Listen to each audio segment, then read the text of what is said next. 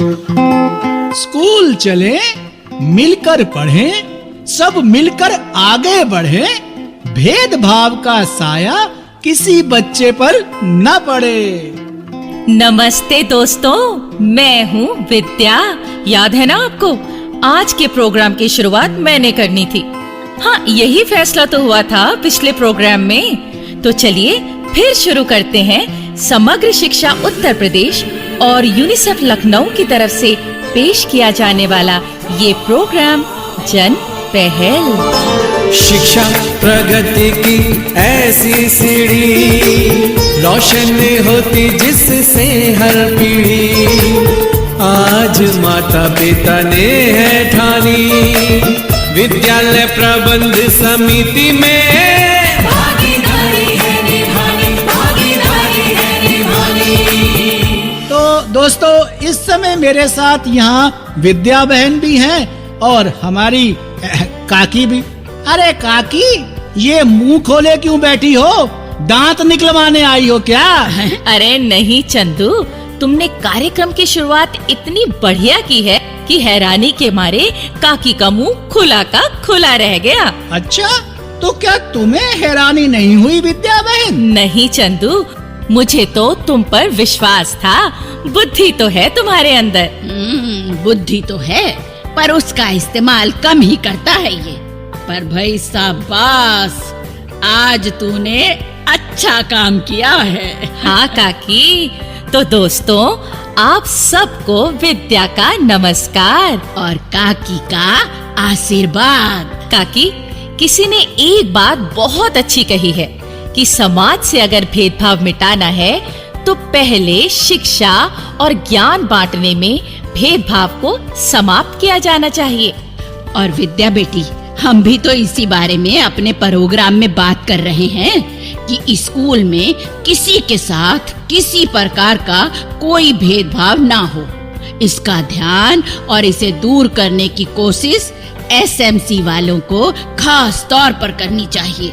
और ये भेदभाव स्कूल में दाखिले, कक्षा में पढ़ाने या खेल के मैदान पर ही नहीं होना चाहिए, बल्कि किसी भी गतिविधि में बच्चों के किसी अधिकार को छीना नहीं जाना चाहिए। मतलब कि अध्यापकों द्वारा ही नहीं, स्कूल में किसी भी व्यक्ति द्वारा किसी भी बच्चे से कोई भेदभाव नहीं किया जाना चाहिए।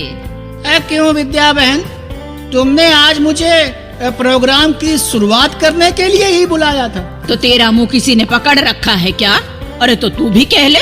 काकी, मेरे मन में तो ये थी कि हम जो भी बात बताएं उसकी कोई मिसाल भी देनी चाहिए। भाई, बात आसानी से समझ में आ जाती है ना मिसाल से। हाँ, सो तो है, चल बता। अब जैसे जब मैं स्कूल में पढ़ता था तो हमारे हिंदी के मास्टर जी मुहावरों को समझाने के लिए क्या करते थे? उनका वाक्यों में प्रयोग करने को कहते थे। हाँ, वो भी एक प्रकार की मिसाल ही होती है। तो क्या कभी मास्टर जी ने तुम्हें किसी मुहावरे को वाक्य में प्रयोग करने के लिए कहा? हाँ, एक बार मास्टर जी बोले, मुंह में पानी आना। चंदू, इस मुहावरे को वाक्य में प्रयोग करो। तो फिर तूने क्या वाक्य बनाया? मैंने कहा, मास्टर जी, जैसे ही मैंने नल को मुंह लगाया मेरे मुंह में पानी आ गया। कर लो बात। तो भाई, हम स्कूल में जिस भेदभाव की बात कर रहे हैं उसकी मिसाल तो यही है कि जैसे गरीबी अमीरी के आधार पर किसी बच्चे से भेदभाव नहीं करना चाहिए, या कोई बच्चा पढ़ाई में कमजोर है तो उसका मजाक ना बनाकर उसे भी सीखने समझने में मदद करनी चाहिए। हाँ, अब बात थोड़ी साफ हुई ना? तो अगर और भी बढ़िया तरीके से समझना है तो हम ये नाटिका सुनवा देते हैं।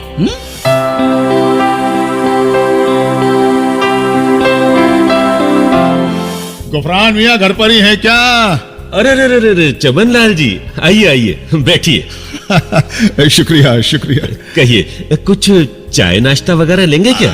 नहीं नहीं नहीं, बस आपसे मिलने चला आया था। कहिए, क्या खिदमत करूं आपकी? भाई, एक दोस्त होने के नाते मुझसे जो बन सकेगा मैं करूंगा। बस इसी यकीन से तो आपके पास आया था। और फिर मुझे मंडी के लिए भी निकलना है। अच्छा, पहले तो ये बताइए कि मंडी में आपका कारोबार तो ठीक चल रहा है ना? हाँ जी, सब ऊपर वाले की मेहरबानी है। अच्छा, तो फिर बताइए क्या कहना चाहते हैं आप? वैसे कहीं आप ये तो नहीं जानना चाहते कि स्कूल में खेल कूद का सामान खरीदने के लिए आपने जो रुपए पैसे की मदद की थी उसका सही इस्तेमाल हुआ कि नहीं?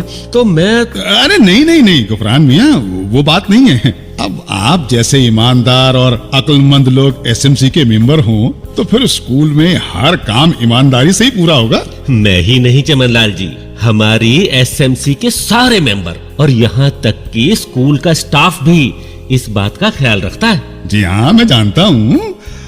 तो मैं ये कहना चाहता हूँ कि मैंने अपने छोटे बेटे को आपके स्कूल में दाखिल करवाने का फैसला किया है। भाई वाह, बहुत बढ़िया। बच्चे की उम्र भी तो हो गई है अब स्कूल भेजने की। जी।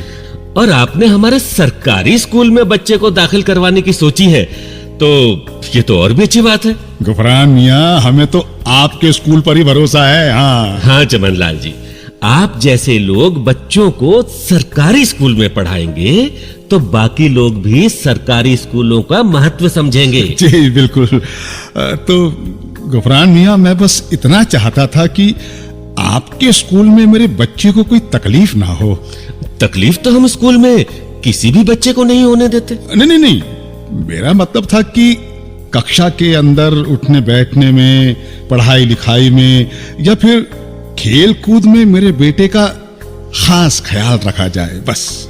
चमनलाल जी, आप स्कूल को आर्थिक मदद देते हैं या फिर आप मेरे खास दोस्त हैं, तो क्या इसके बदले में आप अपने बेटे के लिए खास ख्याल रखवाना चाहते हैं?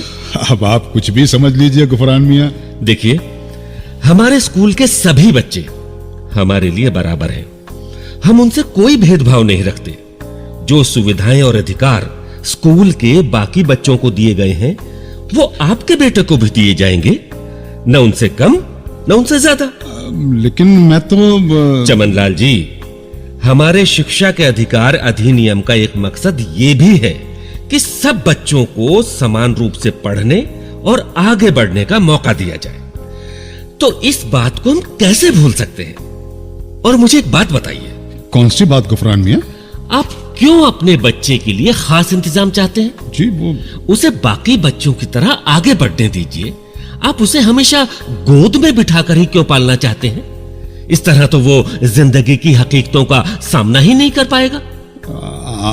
आप ठीक कहते हैं गुफरान मियाँ। मैं ही अपने बच्चे के लिए गलत सोच रहा था। चमनलाल जी, हमारे स्कूल में बच्चों के साथ ही नहीं, अध्यापकों, स्कूल के दूसरे कर्मचारियों और एसएमसी के सदस्यों के बीच भी कोई भेदभाव नहीं किया जाता। और ऐसे स्कूल में मेरा बच्चा पढ़ेगा, ये तो सौभाग्य होगा उसका। तो चलिए, आप बच्चे को लेकर स्कूल पहुंचिए, मैं भी पहुंचता हूं। जी, शुक्रिया शुक्रिया। आदाब अर्ज करती हूँ गुफरान चाचा। अरे प्रेमलता बिटिया, तुम जीती रहो जीती रहो। स्कूल जा रही हो? जी चाचा। भाई, माना तुम समय की पाबंद अध्यापिका हो, पर अभी तो स्कूल लगने में करीब 1 घंटा बाकी है। वो क्या है चचा कि मेरी क्लास में जो बच्चे पढ़ाई में कमजोर हैं, तो मैंने उनसे कहा कि वो स्कूल लगने से 1 घंटा पहले आ सकते हैं, तो मैं उन्हें उस समय पढ़ाने को तैयार हूँ। वो मान गए और अब मैं उन्हें पढ़ाने जा रही हूँ। ये तो तुम बहुत अच्छा काम कर रही हो। हाँ चचा, जो बच्चे पढ़ाई में कमजोर हो तो उनकी तरफ से मुंह मोड़कर उन्हें उनके हाल पर नहीं छोड़ना चाहिए और ना ही दूसरे बच्चों के सामने उनका मजाक उड़ाना चाहिए हमें। हाँ, इस तरह तो वो पढ़ाई में और भी पिछड़ जाएंगे और ये एक तरह का भेदभाव भी होगा उनके साथ। हाँ चचा, यही सोचकर मैं ये एक्स्ट्रा क्लासेस ले रही हूँ। भाई, मैं तो एसएमसी की मीटिंग में भी इस बात को रखूंगा कि तुम्हारी तरह सब अध्यापक पढ़ाई में कमजोर बच्चों की मदद करें और उनके लिए आगे बढ़ने के रास्ते भी तैयार करें।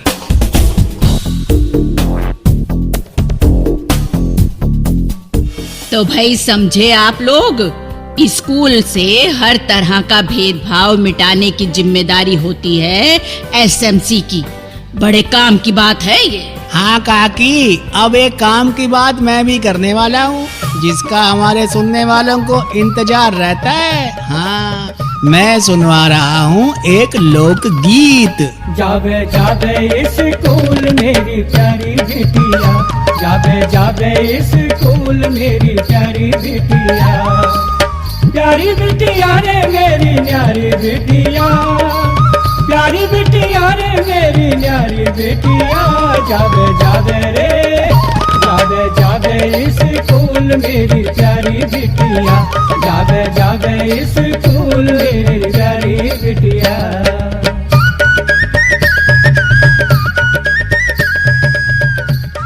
और अब एक काम की बात और सुनिए ये प्रेरक संदेश। मेरा नाम रोहित है, ब्लॉक चतरा, जिला सोनभद्र।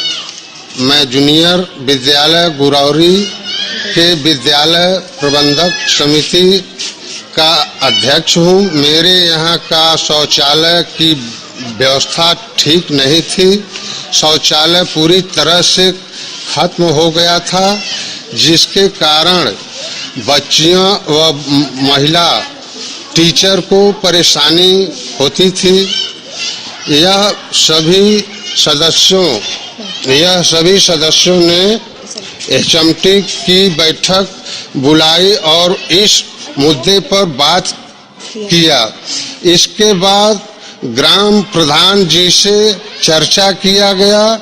आज हमारे विद्यालय में नया शौचालय बन गया। अब बालक और बालिका का अलग अलग शौचालय है।